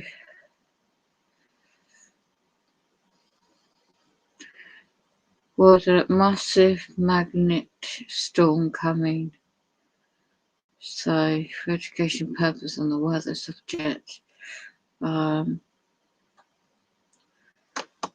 if I can screen share this on a different platform.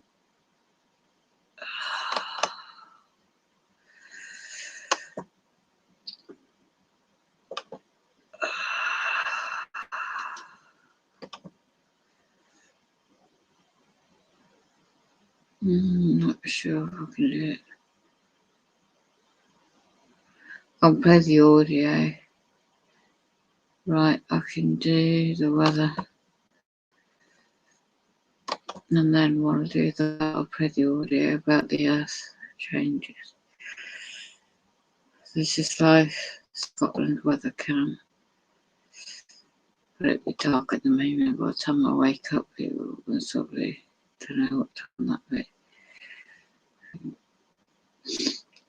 Right, I'll go back into the audio. Israel Live News. Good afternoon, friends. Stephen Benoon here with Israeli News Live. And boy, this is a very serious broadcast tonight. If you watch our Patreon channel on Israeli News Live, you've already known about this information for some time coming, but we haven't talked about dates. We've talked about probability. We've talked about energy waves coming in. We talked about the magnetosphere dropping. We even published on YouTube for the first time, going into Mike from Around the World on Pastor Paul Begley's program, and where he's been talking about the veil dropping, which is the magnetosphere, seeing things like you've never seen before, and he'd say, not too distant future, you're going to see these things. All right. Well, I'm here to give you a new update and a new briefing. This is a breaking story. I got a message directly out of Israel earlier today. And what I'm about to share with you, let me put a little disclosure here from the very beginning. This information is still probability. We do not know for sure what's going to happen. But I know time frames of the events happening now. Will the magnetosphere completely drop? According to my counterpart in Washington, the answer is no. Yes. Is it enough from the energy waves that will be striking our magnetosphere that we will be able to see a breach in the magnetosphere that will allow you to see in space? The answer is a probability yes. Right, that's Negro. But no one knows for certain 100%. So let me first stay in this. Everything I'm going to speak to you about, even though you're going to be looking at Russian news sites that are now telling these things, it is still probability. Yeah. No one knows for certain 100%. So don't look at it as doomsday and everybody's scared to death and everybody runs and hides and puts their heads under the pillow until all of the shaking goes past. Or is there even going to be a shaking? We really just don't know as of yet. But there is a greater possibility that it could. We are in a time period that has only happened one other time in the history that we know of, and that was during the Great Flood. That's the time period we are entering into right now. The exact same events. That's what Russian media is saying to us. Israeli intelligence shared with me today, though, that the elite are going, Israeli government elite are going underground. They're going underground, as it was put to me, as something to do with the dome weakening, is the way it was put to me, that they're going underground and that they're not sure what's going to happen, but that all the issues that are happening on the planet right now, whether it be redirection of resources and of course the economy, destabilization of the economy, is all smoke and mirrors put there for you as a distraction. The real issue is what's going to happen above. The way the Israelis put it is because the weakening of the magnetosphere, we are at a much greater risk of asteroids and meteorites hitting the Earth than ever before. So those people out there that like to tell you, oh, you don't have to worry about those people that scare you about giant asteroids hitting the Earth, because after all, the Earth has this magnetic core, causes a magnetosphere, which is a buffer against big asteroids coming in. Yeah, little bitty meteorites might slip in because they don't have much iron content, but the big ones can never hit the Earth, because guess what? We got a magnetosphere and boom, it shields everything off the Earth. That is true. That is true. But when the Earth is being bombarded by energy waves that cause your magnetosphere to be violently attacked and weakened as a result, whatever is in the neighborhood could come tumbling down. That is a probability. Does not mean that it will happen. So all the little naysayers out there that are going to watch this and say, oh, Steve said last year this is all going to happen and nothing ever happened. Well, even the Russians are talking about this as well. So again, things are probability. We don't know for sure, but it's the other reason why we had the XP-37 up in space for 900 days, trying to put in a grid system, a laser grid system, to be able to detect these smaller asteroids that could be a potential hazard for us, so that when the magnetosphere was taking these huge punches, we would have a way to protect ourselves. I actually have here on the air, it's one of the Russian news channels there, and what they're depicting there is how that these energy waves are also affecting the health of people on the Earth. Yeah. You are going to be impacted. And by the way, tomorrow, the 19th and the 20th, are going to be the first 2 days where we're going to get hit by these waves that are going to be hitting the Earth, and then again on the 26th and 27th. Let's go into one of these Russian articles right here for you, and it's already translated in English for you. I don't know the name of that in English there, Career, sreda.ru. I'll put a link in the description for you below, as well as to our Patreon channel for those of you that like to catch a lot of this information. It normally only shows up there, but because of the seriousness of the information, I've decided to put it here for everyone to be able to see. January 19th, 2023, magnetic storm, pulsating waves of solar plasma. And by the way, I was told long ago by my own counterpart, like I said, Russian media tends to still tell their people, whereas America will never tell anybody. It's all classified over here. All right? Anyway, this is what they're saying to you. This is what Mike from around the world has been warning you about. So let's listen to see what they have to say here. Pulsating waves of solar plasma paused for 11 years to attack the magnetosphere. So see, even 11 years ago, they were anticipating this to happen, but there was some type of pause. A flurry of powerful geostrikes attacked the Earth.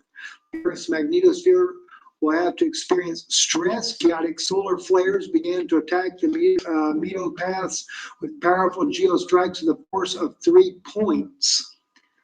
Now, I'm not really sure what the point system means. I'm just going to read it to you what it says. Despite scientists' prediction that solar flares are over, the main star of the galaxy is again behaving obstinately. The sun's plasma is extremely hot and continues to run amok, provoking pulsating solar flares that range from Class C to Class M. The last time on January the 19th, the strength of the flares reached Class M in 2012. 11 years have passed since then. Such unfavorable space weather is already inexorably affecting the Earth. Since the evening of January the 18th, the magnetosphere began to be attacked by geostrikes that with a force of 3 points, according to previously published forecasts on January the 20th. The situation will worsen and the Earth will plunge into a more violent storm, which will reach the mark of 5 points. And by the way, with just the 3 points, Pastor Anthony, who will be on with me come Friday night, was sharing with me that the magnetosphere actually rolled back as a result of that. On January 19, 2023, the magnetosphere weather on the Earth will be stable. Geoshocks and large squall with short breaks will attack the magnetosphere with powerful impacts on the red zone of activity relating to the upper boundary of Class C or Class medium power. However, the situation may change. The sun again decides to act not according to the scenario. From midnight to 6 a.m. as well as from 12 noon to 6 p.m. and from 9 p.m. to midnight on New Day, Moscow time. Now, by the way, 6 a.m. and as well as from 12 noon to 6 p.m., we are about, if I remember right, when I lived in Europe, we were 6 hours different in time. So you're about 7 hours difference in time between there and here. So 7 or 12 noon would be more like around 5 a.m. our time. So, but they're also talking about from midnight to 6 a.m., which basically we're probably getting hit. Well, that there again, is that picking up tomorrow? I guess that's tomorrow midnight to 6 a.m. So that would put it roughly our time, I would say around 5 p.m. our time, starting 5 p.m. Eastern time. That would be the going on to about 11 p.m. And then again from 6 p.m. to, 12 noon to 6 p.m. noontime their time. So later that morning for us, around 5 a.m. going into about 11 p.m. our time. So tomorrow we're gonna start off with a shaky day. During these hours, meteorologists especially need to take care of themselves since feelings of fatigue, apathy, heaviness in the body and head, jumps in blood pressure, and headaches are inevitable. Well, that explained why my wife went through massive migraines the other day. Because again, we were hit just the other day, but not as strong 3 points. We're going into 5 points this time around. From 6 a.m. to 12 noon, as well as from 6 p.m. to 9 p.m. Moscow time, the situation will relatively calm. However, geostrikes, the impact of the earlier geostrikes will continue to be absolute. Now, again, this is going to happen on the 26th of January and the 31st. All right, and I haven't even clicked on this article here. I'll go ahead and open it up, but I have not clicked on it. It's going to go ahead and translate it for us there. The second half of January, several dangerous bursts of solar activity are expected. Here we even got better dates on this here. We have it on January 12th. I see, and here's the interesting thing. We took a very serious sickness here with us right at the time that we were getting hit with these other dates there, going back to the 15th and the 16th. And then, but let's see, the 21st, we got a 3 magnitude storm. January 22nd, 24th, the calm expected before a new wave of magnetic storms. And then January 26th, another geostrike will come with a force of 5 points. January 27th, 4-point burst of solar activity. Hopefully, Pastor Anthony will be able to give us a little bit more knowledge on this, because I know he's done a lot of studying in this area too. January 28th, a surge of a force of 3 points is predicted. January 29th. I'm not trying to get something.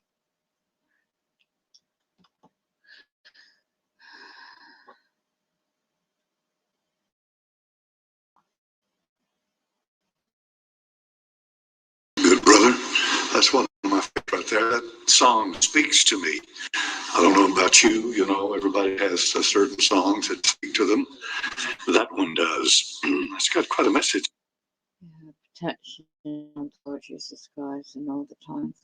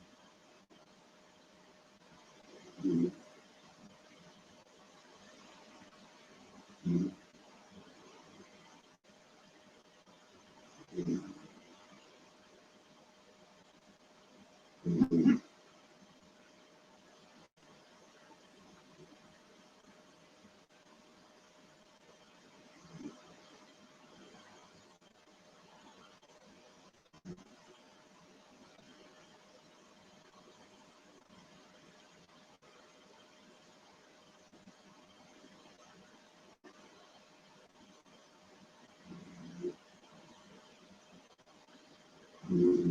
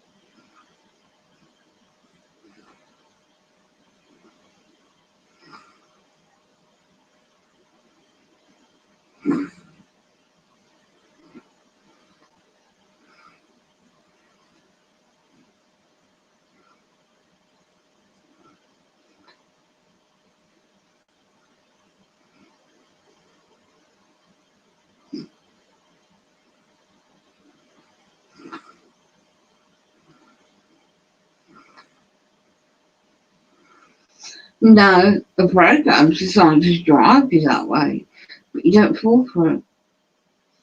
It's like a game of mind.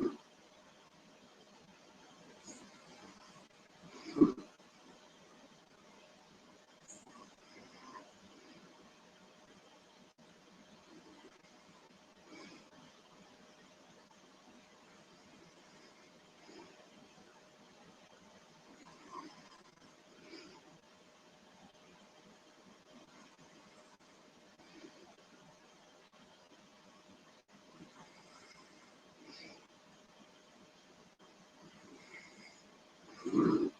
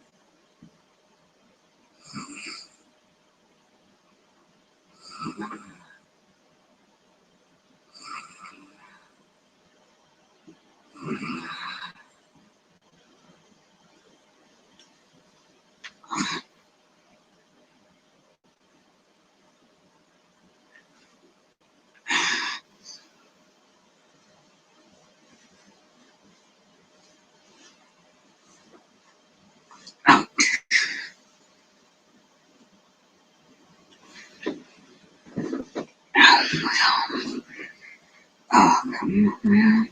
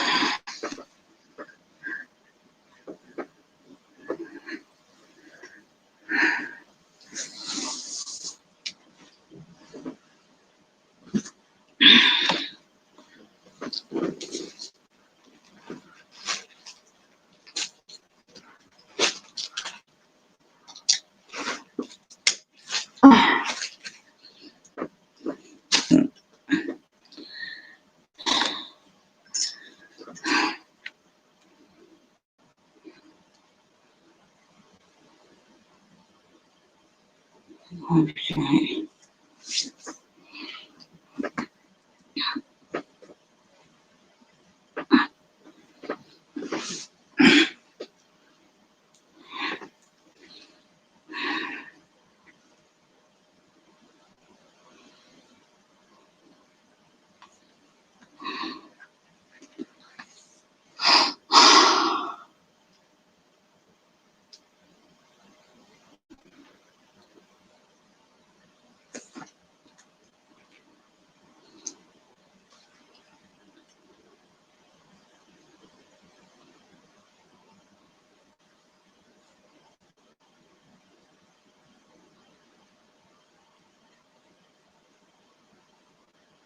So UK now is 19th century.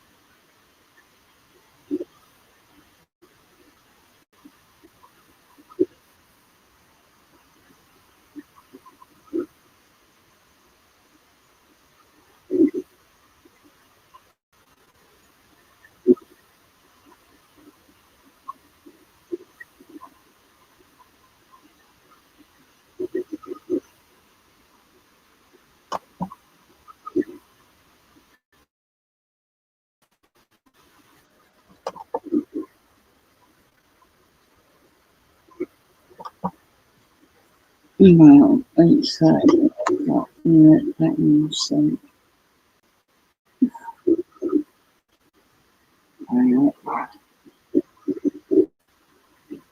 cotton thing. Here.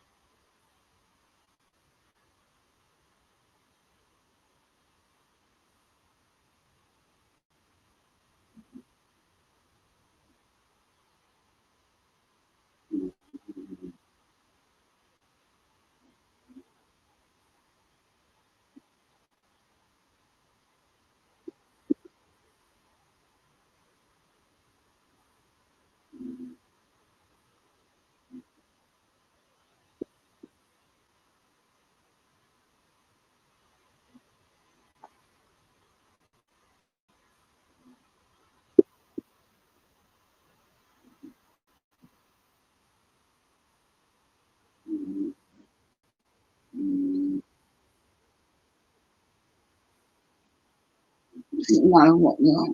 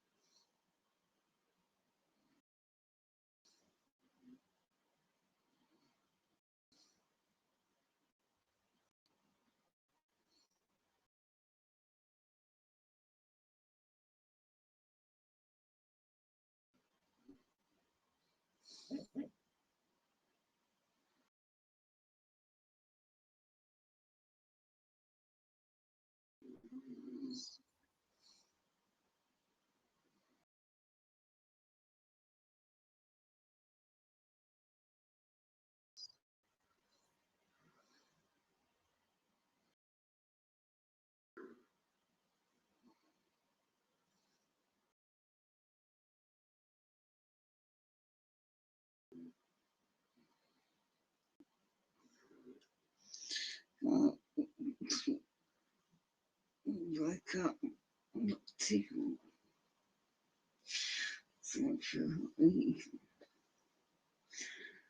Do I write something?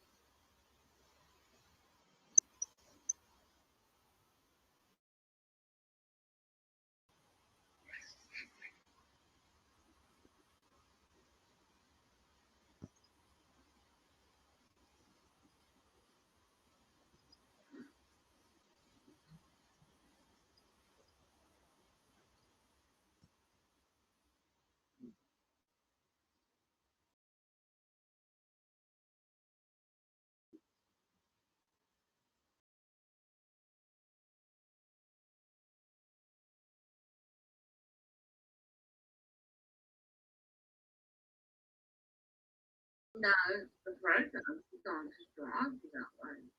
You don't fall for it. Because then you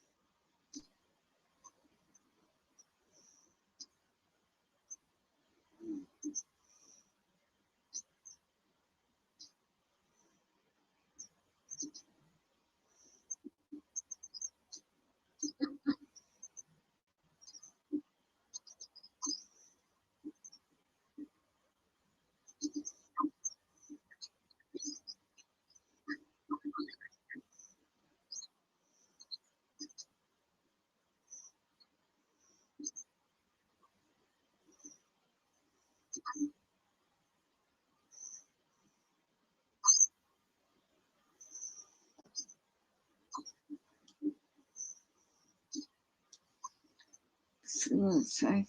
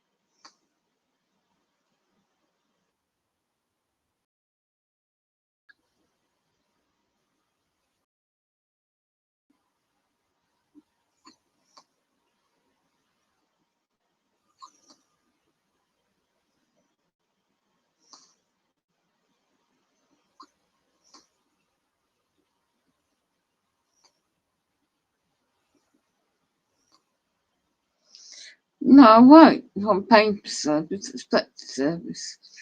That was all other things.